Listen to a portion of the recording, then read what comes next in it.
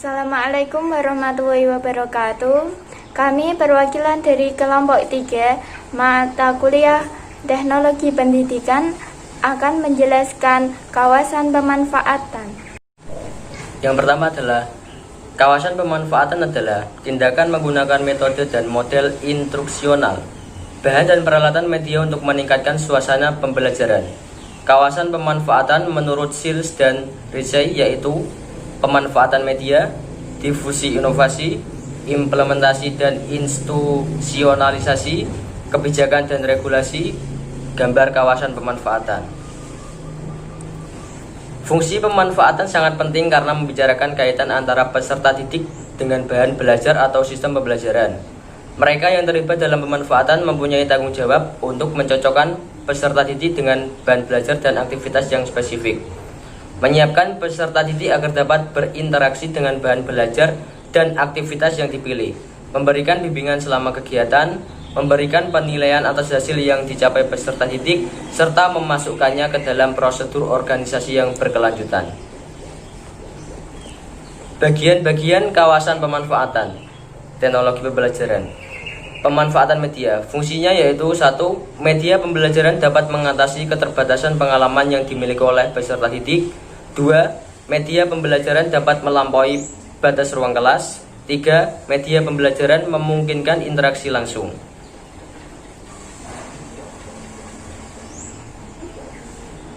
Keempat, media menghasilkan keragaman pengamatan. 5. Media dapat menanamkan konsep dasar yang benar, konkret, dan realistis. 6. Media membangkitkan keinginan dan minat baru. 7.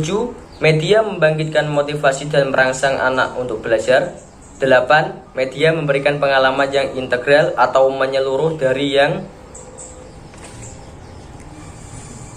yang konkret sampai dengan yang abstrak. Jenis-jenis media belajar antara lain media visual, media audio, projected still media, projected motion media.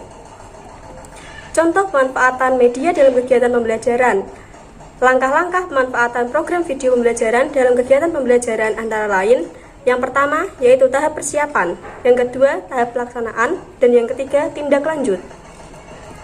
Pemanfaatan kaset audio. Langkah-langkahnya adalah: A. Mengidentifikasi materi dan program video pembelajaran yang ada serta peralatan yang dibutuhkan. B. Merancang topik-topik yang akan didiskusikan.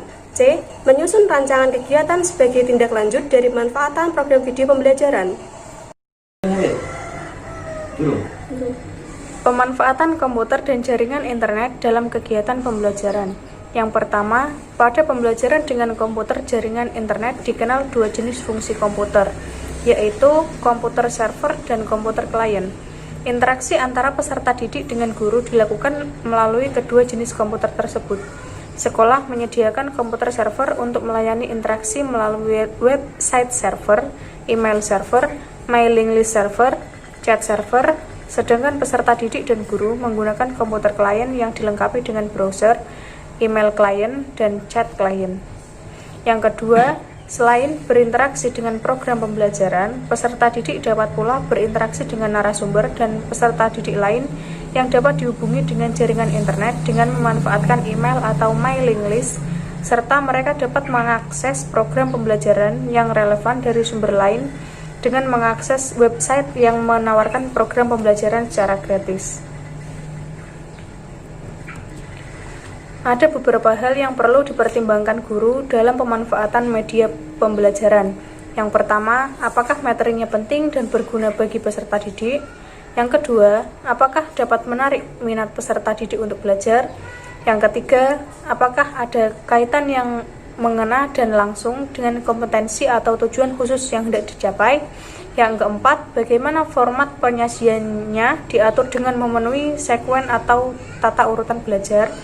Yang kelima, apakah materi yang disajikan secara aktual, mutakhir, dan otentik? Yang keenam, apakah konsep dan faktanya terjamin kecermatannya? Yang ketujuh, apakah isi dan presentasinya memenuhi standar selera? Yang kedelapan, bila tidak, apakah ada keseimbangan kontroversial? Langkah-langkah difusi. Pertama, pengetahuan. Yang kedua, persuasi atau bujukan. Yang ketiga, keputusan. Yang keempat, implementasi. Yang kelima, konfirmasi. Implementasi dan pelembagaan.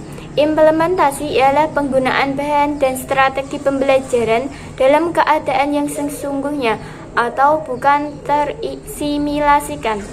Sedangkan pelembagaan ialah penggunaan yang rutin dan pelestarian dari inovasi pembelajaran dalam suatu struktur atau budaya organisasi. Tujuan implementasi ialah menjamin penggunaan yang benar oleh individu dalam organisasi.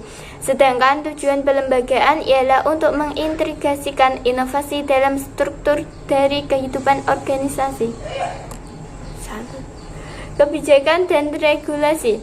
Kebijakan dan regulasi adalah aturan dan tindakan dari masyarakat yang mempengaruhi penyebaran atau difusi dan pemanfaatan teknologi pembelajaran. Kecenderungan dan permasalahan.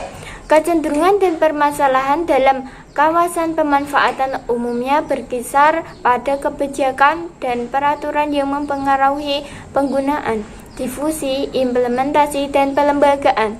Masalah lain yang berkaitan dengan kawasan ini ialah bagaimana gerakan restrukturisasi sekolah dapat mempengaruhi penggunaan sumber pembelajaran.